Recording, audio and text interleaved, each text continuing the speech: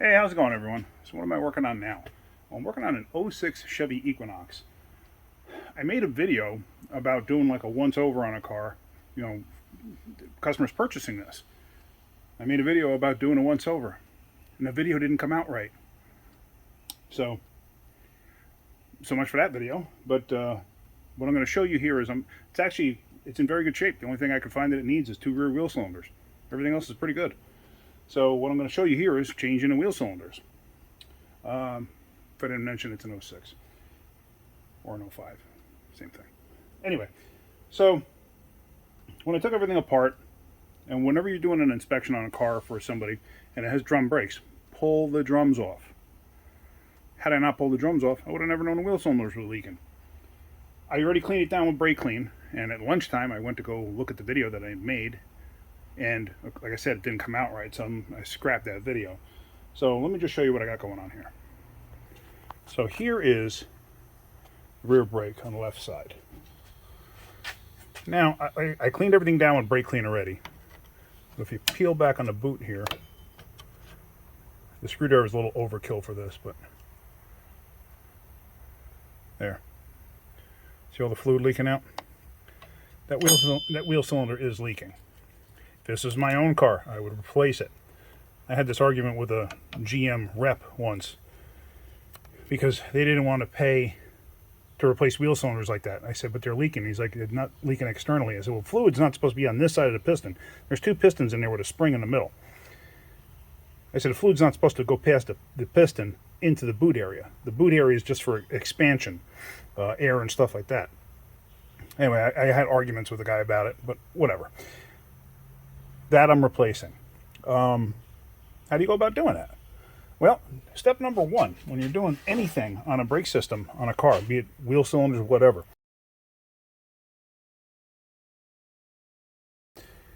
the one thing I always like to do is I like to go inside and put a brake pedal depressor on, like that. So it's holding the brakes on. Why do you do that? Because when you undo the line here, what will happen is it'll start to siphon out the reservoir for the master cylinder. This way, with the pedal depressed, you don't want to push it to the floor. Because if you push it to the floor, you could blow the wheel cylinders out, maybe break the springs, something like that, because they're not designed to go that far.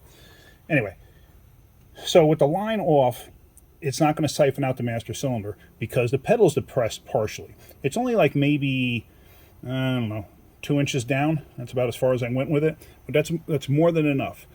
So what I'm going to show you is how to change wheel cylinders without taking all of this stuff apart. You don't have to take all this stuff apart. So let me go ahead and let me get my tripod set up and I'll show you how to do this. All right, so hopefully you could see this good. Step number 1 is I always take the bleeder out. The reason for that is it makes your life easier taking the line and that off. Plus, then you don't have to worry about this thing being in the way. Now, I'm surprised I didn't get any fluid out. I already did the other side, rather. So, it's possible that it bled off any pressure from taking the other side off. Before you take the mounting screws out that are down there, which are 8mm head, I always break the line free. Because if you take the mounting screws out, you have nothing to hold the wheel cylinder back.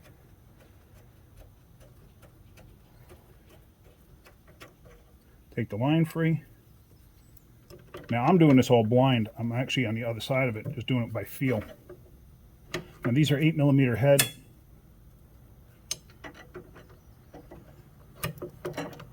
And as you saw, this is 1/4 inch drive stuff. It wasn't super tight. I'm holding it with my ring finger there just to keep the socket from spinning back. Kind of in a weird spot with a line in the way. So sometimes you can't get on it right away with your fingers just to turn it out. So there, that one's out.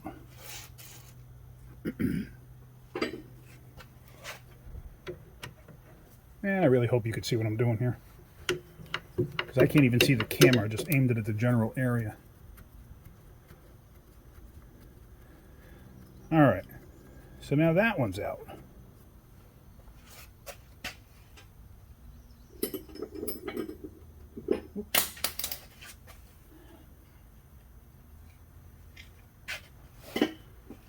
Sorry about that, it was just dropping tools all over the place.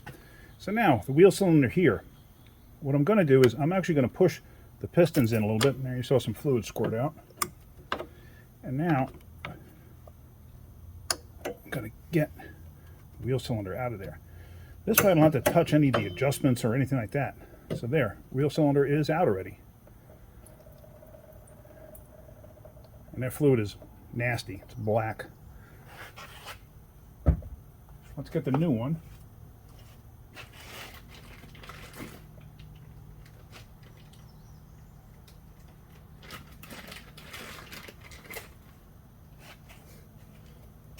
I didn't have anything prepped to start with. I'm just taking the bleeder out. This way, going back together, life is a little bit easier. Now, one thing you want to do is you want to line these up in the direction that they're supposed to be in to hit the brake shoe, which is pretty much like that.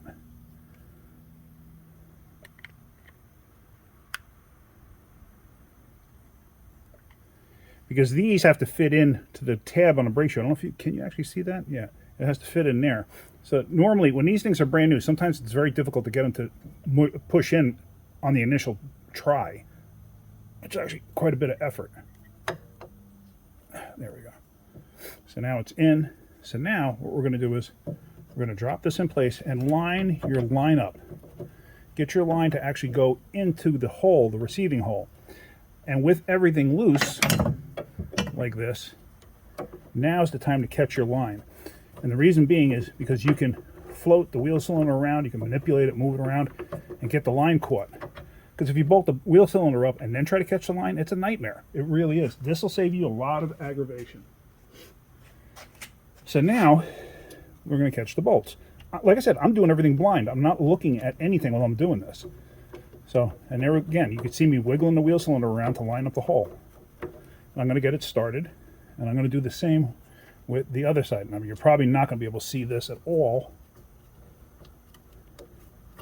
just because I'm sure my hand is going to be in the way. But I'm doing pretty much the same thing. This one's a little more difficult just because of where it's located, with the line and everything else being right there.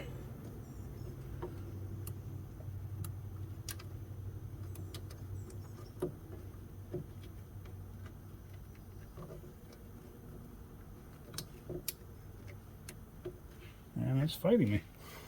This one is fighting me. Hang on a second, I'm going to apologize for a glare from a light, but I have to use it for a second. So I got to get my fat noggin in there and see if I can't figure out where that hole is, because I cannot get on it. Okay. There it goes. I'm sorry about my hand being in the way, I know it is. So now, I'm just screwing everything down by hand. Now I'm going to tighten up the mounting bolts for the wheel cylinder. Little snug, little snug, little more snug, little more snug. And now we're going to tighten up the line. Sorry about that, I don't really know where I left off. So I tightened the line up, I tightened those bolts up. And like I said, as you saw, I could go much tighter if I really wanted to. I don't want to. So now, the bleeder. All I'm going to do is stick the bleeder in.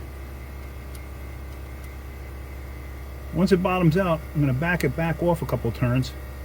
Because now what I'm going to do is I'm going to take the brake pedal depressor off and see if it'll gravity bleed on its own. One thing, before you start doing stuff like this, because you're going to gravity bleed, now the car's up in the air or whatever, because you may not be able to get to the master cylinder too easy. First thing you want to do is check the fluid in the master cylinder. Because if I start to bleed this out and all of a sudden I run the master dry, then I got to bleed the entire system, which I really don't want to do. So I did check it before I started. So now, let me take the brake pedal depressor off.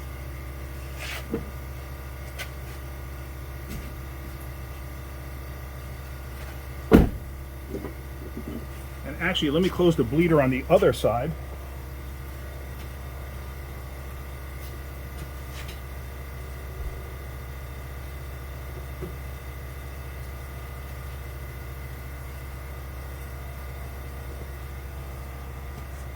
And now we wait. And we're going to look for fluid and bubbles and stuff coming out of there. What I'll probably do is I'll probably pause this while this is happening, and then I'll start recording when it starts coming out. All right, so it starts dripping out. See that? So that means it's coming through. Now, one thing you could do with a wheel cylinder too is if you're ready to close the bleeder, what you could do is you could push on the wheel cylinder. If I didn't have the shoes on, I'd squeeze on both sides, but and you see how it comes out faster? And then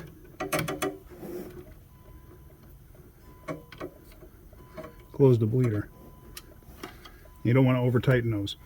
So now I'm going to move on to the other side and bleed that. So that's pretty much it with that. What I'm going to do is once I'm done doing this, I'm going to put the drums back on it, then I'm going to pump up the brakes, and then I'm going to put a brake pedal depressor on it, and then we're going to crack the bleeders open again. Alright, so I've already bled it a few times manually by myself. Here's the last time. You watch when I crack it open. Nice clean crisp fluid. No air bubbles. So we're all good to go. So before a road test, what you want to do is you want to check your fluid level again and see where you're at. And we do need some. That's actually quite a bit dirtier than I anticipated. So what I'm going to do is I'm actually going to just use a suctioning device, suck out the master as far as I can, and then refill it with fresh fluid. Technically, on a car like this, I'd recommend a brake fluid flush, basically because of age and everything else. Now, I'm not a big proponent on doing flushes and stuff like that. Brake fluid flush, yeah, it'll help stuff last longer. I do it on my own vehicles. I do recommend doing it. Tranny flushes and stuff like that, no, I don't really recommend that. But this stuff, yeah, I do recommend brake fluid flush and coolant flush.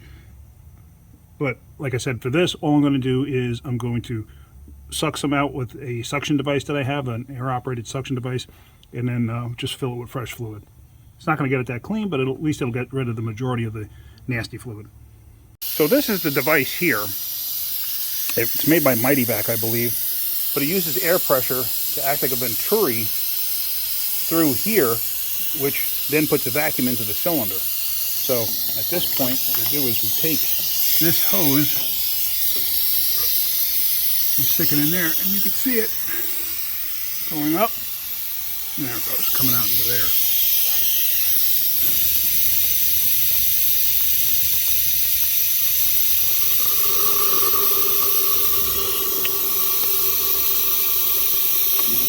Now, pulling the fluid out of the master this way,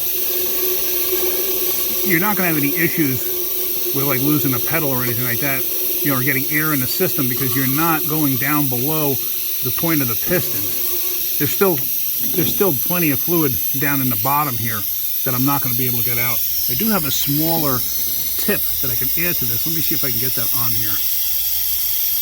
So there I have this really thin tube.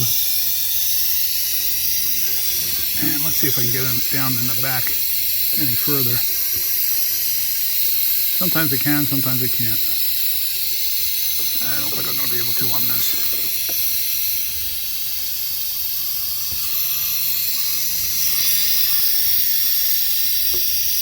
Oh yeah, there we go.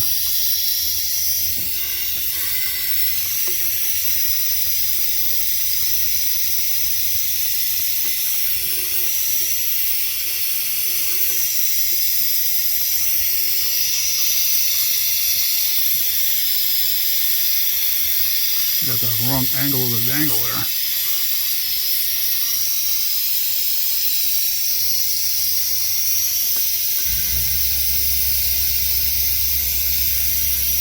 Alright. Let's just take it and get down really close. Alright, that's good enough. So now I'm just going to top it off. But like I said, you don't have to worry about getting air into the system. It's not going to happen because you still have fluid above the piston, so it'll never happen. So now just top it off. All right, so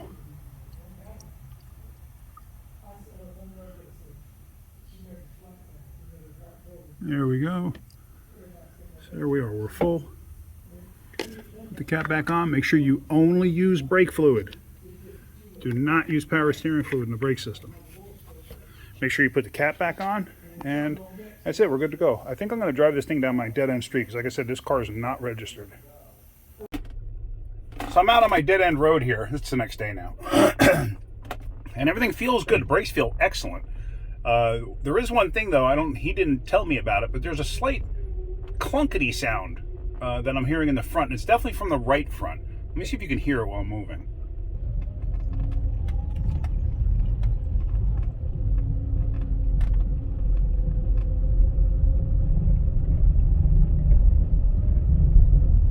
Right on the edge of the grass.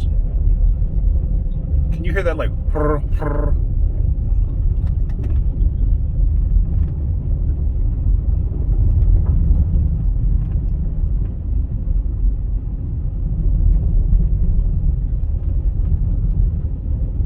Let me go off the edge of the road here. Like I always do.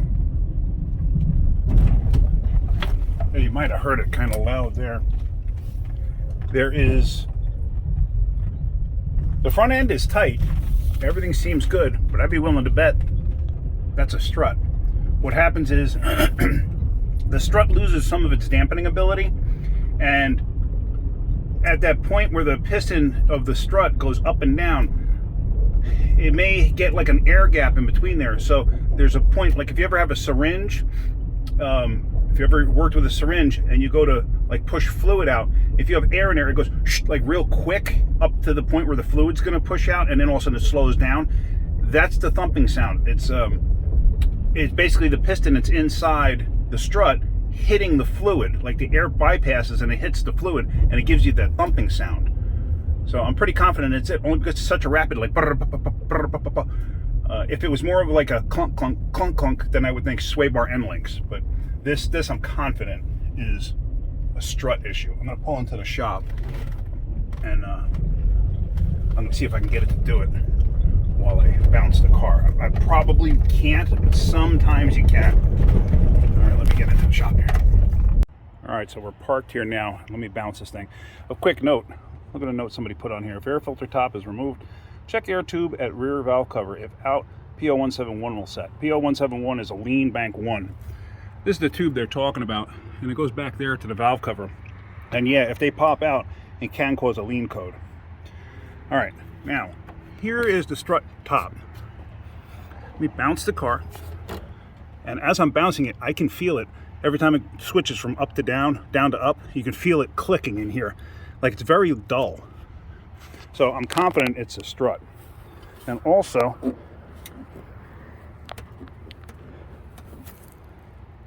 see how much that thing bounces?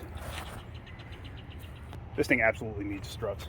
Okay, well, that's going to be it for now. If he decides to do them, I'll make a video for that. So hopefully you're getting something out of my videos. If you are, hit that like button. If you could, please subscribe. All right, guys, have a great day. Keep wrenching.